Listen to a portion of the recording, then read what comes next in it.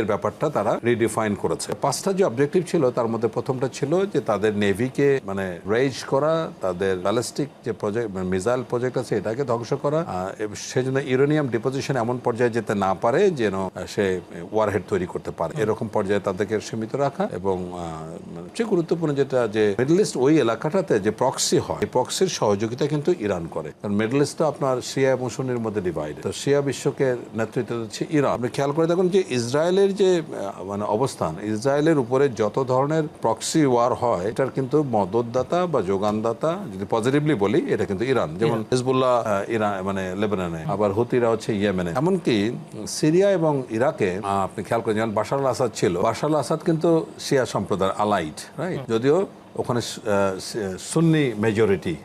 আবার ইরাকেও মানে দেয়ার lot of সিয়া। এই পুরো বেল্টের মধ্যে যত ধরনের প্রক্সি হয় সবকিছু কিন্তু স্পন্সর করে ইরান। তো এই জন্যই চাচ্ছিল যে তার এই যে প্রক্সি ক্যাপাসিটি, সাপোর্টের যে ক্যাপাসিটি, এখানে যেন ডিমিনিশ করতে পারে। ফাইনালি ডোনাল্ড ট্রাম্প যেটা বলছিলেন যে 5টা অবজেক্টিভের মধ্যে সবচেয়ে সিরিয়াস যেটা, যে ইরানকে একটা শিক্ষা দেওয়া যাতে পৃথিবীর আর কোনো দেশ অথরিটিকে চ্যালেঞ্জ করতে, মিলিটারি অথরিটিকে চ্যালেঞ্জ করতে না পারে। ওনার তো this is call madman policy. US যেটা মানে ডোনাল্ড ট্রাম্প যেটা আরোপ করেছে, ম্যাডম্যান পলিসির জনক হচ্ছে গিয়ে আপনার রিচার্ড নিক্সনের আপনার যে ওয়াটারগেট স্ক্যান্ডাল থেকে শুরু করে ওনার ম্যাডম্যান পলিসির একটা বড় বৈশিষ্ট্য হচ্ছে যখন ফরেন পলিসি কারো বিরুদ্ধে অ্যাগ্রেসিভ হবে, এটা খুব ব্রুটাল হবে, যেটা এখন হচ্ছে, রাইট। তো এর মধ্যে দেখা গেল যে আজকে খোদ ইউএসএ তে যে আলোচনাটা হচ্ছে, ডেমোক্র্যাটরা তো বটেই, ইভেন হাফ অফ দ্য রিপাবলিকানস কিন্তু ইউএস প্রেসিডেন্টের বিরুদ্ধে চলে গেছে। আজকে কিন্তু তাদের ক্লোজ ডোর একটা ভোটিং হচ্ছে, রাইট।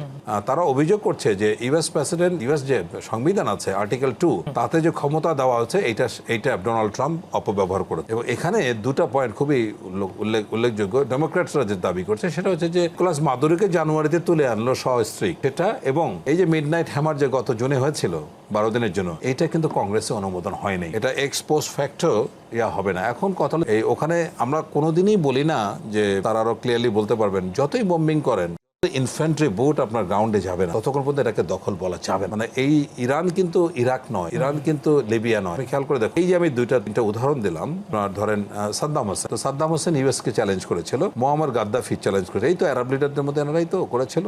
খুব সহজে যেভাবে বাগদাদে গিয়ে বাগদাদ দখল করা সম্ভব হলো ইউএস ট্রুপসকে দিয়ে, এবং সাদ্দাম হোসেনকে হত্যা করা হলো, সাদ্দাম হোসেনকে হত্যা করা, ফাঁসি দেওয়া হলো, তার মানে পুরা ইরাক শান্ত হয়ে গেল, সেখানে দ্বিতীয় কোনো লোক না যে এটাকে ক্যারি ফরওয়ার্ড করবে। একইভাবে লিবিয়াতে তাই, গাদ্দাফিকে যখন হত্যা করা হলো তারপরে লিবিয়াতে আর ইউএস বিরোধী কোনো এলিমেন্ট থাকলো না। কিন্তু ইরানের ব্যাপার তো ডিফারেন্ট, এটা তো সিস্টেম। এই যে আলী খমেনি 79-এ যেটা এস্টাবলিশ করেছেন, এত শক্তিশালী একটা ব্যবস্থা যেটার শেকড়ে পৌঁছানোর সামর্থ্য ইউএস এর নাই। মানে একইভাবে বলছি, যদি এখন ডোনাল্ড ট্রাম্প মনে করে যে বাগদাদের মতো, ত্রিপুলির মতো মানে ইনফ্যান্ট্রি ট্রুপস পাঠিয়ে তেহরান দখল করবে, তাহলে বোকার স্বর্গে বাস করবে। কারণ কি, ইরান পৃথিবীতে সবচেয়ে ন্যাচারালি প্রোটেক্টেড যে 2-3টা দেশ, তার মধ্যে ইরান হচ্ছে। 6000 বছরের ইতিহাসে শক্তি ওখানে গিয়ে টিকতে পারেনি। সুতরাং আপনি 2003-এ যে ইরাক ওয়ার 2 ছিল, এখানে আপনি চিন্তা করেন তাদের লজিস্টিক্স, এই যে ডেজার্ট ধুলি ঝড়ে পড়েছিল। এবং আরেকটা বিষয়, মানে এখানে আজকে যেটা ইউএসএ তো চ্যালেঞ্জ হচ্ছে, ডোনাল্ড ট্রাম্পকে চ্যালেঞ্জ করছে যে 2003-এ যে ইরাক ওয়ার 2 হলো, এটা একটা ফলস অ্যাকুজিশনের উপরে, একটা মিথ্যা ইয়ার উপরে, যে সাদ্দাম হোসেনের মাস ডিস্ট্রাকশন ওয়েপন আছে, কিন্তু that is prove to be wrong. আবার একইভাবে ইউনাইটেড কিংডম, ইউকের প্রাইম মিনিস্টার স্টারমার বলেছে যে আমরা 2003 থেকে শিক্ষা নিতে চাই। এই জন্য কিন্তু ইউএসএ কে প্রথমে পারমিশন দিতে চায় নাই, পরে বেসগুলি অনুমতি দিয়েছে। সো মোটা দাগে ইউএসএ এখন যতই ডাকুক না কেন, কোনো পশ্চিমা শক্তিকে খুব পাশে পাবে বলে মনে হয় না। যদি রেজিম চেঞ্জের কথা থাকে তাহলে এটা একেবারে দিবা স্বপ্নের মতো একটা ব্যাপার দাঁড়াবে। সুতরাং ইউএসএ কে এখন কোনোভাবে এখান থেকে ডিপার্চার করার একটা পথ খুঁজতে হবে বলে আমি মনে